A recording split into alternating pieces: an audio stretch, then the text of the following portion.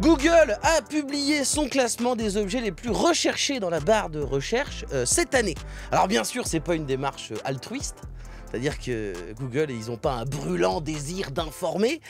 C'est une liste d'objets avec des liens cliquables pour pouvoir les acheter parce que c'est la semaine du Black Friday et on va bientôt arriver avant la fête commerciale de l'anniversaire de Jésus, là, la Noël.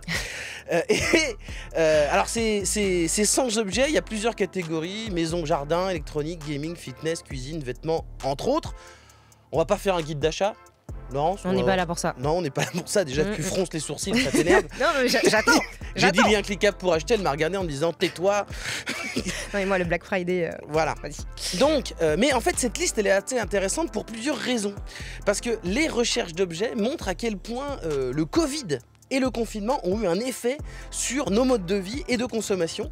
Parce que quand on regarde la liste, on sent qu'il y a toujours une petite anticipation d'une nouvelle annonce potentielle de quarantaine ou au moins une volonté d'être bien chez soi au cas où, d'avoir de l'équipement. Parce que, alors évidemment, là je parle de recherche, hein, ça veut pas dire que les gens ont sorti la carte bleue pour acheter tous ces trucs. Mais ouais, mais n'empêche, ils recherchent quoi? Alors justement, il y a des haltères. Un trampoline d'entraînement. Des haltères. Des haltères. Un trampoline d'entraînement pour se faire son petit home gym. Faut-il encore faire le sport après? Oui, bon. Attends, déjà on achète les haltères, on se sent bien. Et après on les regarde, on dit oh non, trop lourd. Et il y a même un truc assez fou, c'est qu'on peut trouver, il y a eu dans un sauna en kit. C'est-à-dire, genre. Okay. Alors, et on parle des 100 objets les plus recherchés sur Google. Donc, c'est un échantillon quand même assez large. C'est-à-dire qu'il y a quand même eu pas mal de gens qui se sont dit je me fabriquerais bien un sauna chez moi. Et il y a aussi un four à pizza de jardin. Alors, il y a une marque qui s'appelle Ouni qui a financé énormément de youtubeurs bouffe ces derniers temps. Et ils ont fait des énormes campagnes sur TikTok et Insta, ce qui m'amène au deuxième point. On sent dans la liste de Google l'influence des réseaux sociaux et des vidéos sponsorisées. C'est une superbe transition, Laurence. Alors vraiment, c'est de la dentelle, c'est magnifique. Parce qu'en fait, dans toutes les catégories, vêtements, dans tout ça, on sent vraiment à quel point on est influencé par les réseaux. On a par exemple la veste polaire Sherpa qu'on a vue partout sur Insta. Elle est proposée par quasiment toutes les marques avec plusieurs couleurs et des poches de couleurs différentes. On a des mocassins en cuir avec une boucle, des mocassins de femmes en cuir. Et ça, c'est la paire de chaussures que Emma Chamberlain, une énorme youtubeuse, porte dans toutes ses vidéos depuis un an. Il y a des gadgets, genre un bureau pour travailler debout, mais fixé sur un tapis de course. Ça, typiquement, c'est un truc, t'as jamais vu ça dans la vraie vie, c'est obligatoirement un truc d'internet. Et évidemment, il y a le air fryer, la friteuse à air chaud, et qui est partout sur TikTok, des gens font des recettes de tout avec le air fryer, parce que c'est censé être moins gras, tout ça. Moralité, pour ceux qui se demandent si les campagnes de pub sur les réseaux, ça fonctionne. Oui. Ah bah oui, non mais c'est clair. Oui, on est des Yanclars. On va parler de TikTok. Ouais. Pour la première fois depuis sa création, l'application chinoise donne son chiffre d'affaires en France. 30 millions d'euros de revenus pour l'année 2021 et près de 420 000 euros de bénéfices. Encore une preuve que TikTok cartonne, hein, Guiran. Le réseau social a connu une explosion de son succès lors des confinements. Ouais. Avec ses 19 500 000 utilisateurs français mensuels, elle enregistre l'application à elle seule 2/3 du marché de la publicité sur les réseaux sociaux en France. Alors 30 millions d'euros de revenus et 420 000 euros de bénéfices, c'est des grosses sommes évidemment, mais je m'attendais à plus, très honnêtement.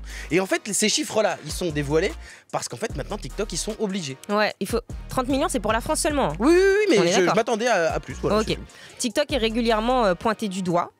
La plateforme, elle protège pas suffisamment les données, donc la vie privée de ses utilisateurs. Début novembre, l'app, elle a elle-même reconnu que les données de ses utilisateurs étaient accessibles à des employés en Chine. Ça a fait beaucoup de bruit, on en a parlé ici dans Réseau. La publication des revenus, elle apparaît donc comme un exercice de transparence, une sorte de calumet de la paix pour calmer les critiques pendant quelques semaines. Alors pourquoi dans Réseau ça nous intéresse? Parce qu'il y a un aspect de cette info qui vraiment est pile dans notre sujet à nous. La publication du chiffre d'affaires de TikTok en France, c'est une bonne nouvelle pour l'industrie musicale. Et notamment pour la SACEM. Ouais, d'après le site d'information Challenge, ces chiffres vont permettre à la SACEM de savoir sur quelle base elle va pouvoir négocier la part des revenus de TikTok qu'elle va toucher. Parce qu'en fait, sur TikTok, il y a des musiques qui sont diffusées, mais normalement, quand on veut utiliser et diffuser une chanson en France, il faut demander l'autorisation à la SACEM. Et jusqu'à présent, il était impossible pour la SACEM de négocier les tarifs avec TikTok, puisqu'ils ignoraient le chiffre d'affaires de l'entreprise. Donc la plateforme ne leur filait qu'un tout petit peu peu de revenus sur les droits d'auteur. Aujourd'hui, ça va être possible de négocier. Ah oui, non, c'est ouf ça, parce que donc, t'imagines, TikTok, il disait non, mais on va vous filer 2% en droits d'auteur. Mais 2% de quoi? Ah, on vous dit pas, vous inquiétez pas, laissez tomber, on va vous dire. Et toi, tu te prends 50 €. Tu fais, mais vous avez pas plus? Non, non, vous inquiétez pas, c'est 2%. Ils faisaient ce qu'ils voulaient. C'est fou, c'est fou. Eh ben, payez les artistes, merci.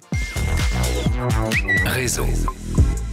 Eh ben, on va rester dans la musique, parce qu'il n'y a pas que TikTok qui fait du son, il y a aussi YouTube. Pourquoi? Parce que vous connaissez tous, évidemment, le son signature de Netflix. Bien sûr. Toi, t'es plus Tadam ou Toudoum? Moi, je suis plutôt Toudoum.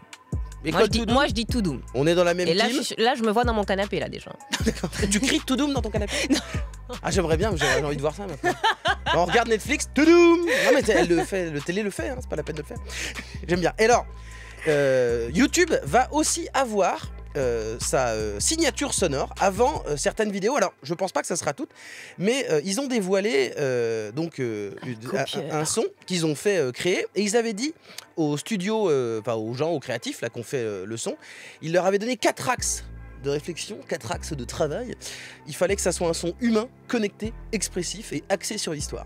Je sais pas comment avec ces mots tu fais un son, mais les mecs se sont démerdés, et à partir de maintenant, avant plutôt certaines vidéos YouTube, on entendra ça.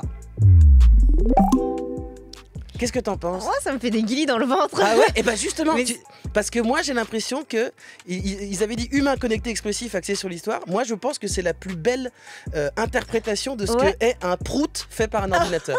Moi ça me fait plutôt penser, tu sais, au gargouillis là dans le ventre. Et bah après le gargouillis, qu'est-ce qu'on fait? On se libère un petit peu. Est-ce qu'on peut le réécouter, Basile? Voilà. Et là, c'est joli. Hein. Oui, mais attention, c'est très agréable. Et je trouve qu'ils se sont bien, tu vois, les chiffres qu'on leur a donnés, pardon, les mots qu'on leur a donnés, les adjectifs, ils se sont vraiment calés dessus. Hein. Ah, tu trouves ça humain, connecté, expressif et axé sur l'histoire, toi? Axé sur l'histoire, peut-être pas, mais je sais pas ce que ça veut dire. Mais les 3 premiers. Si tu vois tout ça, c'est super, tu es translucide. Je suis une fille du son, moi.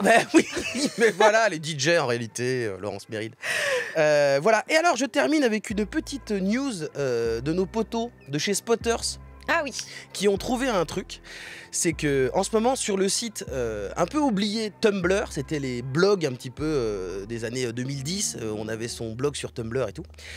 Et ben là, il y a un espèce de truc qui s'est créé, c'est une photo qui a été postée d'une comment ça s'appelle, d'une languette de chaussures, avec dessus le nom d'un film un peu russe, genre Gorchinov ou Gorchanov, qui serait un film oublié de Martin Scorsese, sorti en 1973.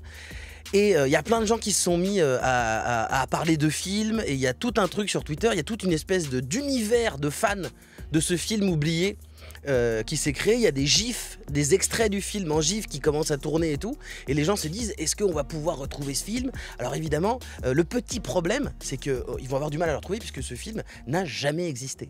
Je le sentais arriver de toute façon. Évidemment, c'est un délire, mais en fait, c'est aussi pour ça que j'aime bien Internet, c'est parce que c'est ces histoires-là. C'est-à-dire que souvent, cette espèce d'univers de fans qui crée des trucs à partir d'un délire sur Internet, et après, il y a des gens qui y croient, et en fait, non. Mais il y a des gens qui ont dû chercher pendant des heures le film. C'est surtout pour fabriquer, les mecs ont fabriqué des faux extraits qui semblaient être vrais, c'est assez fou.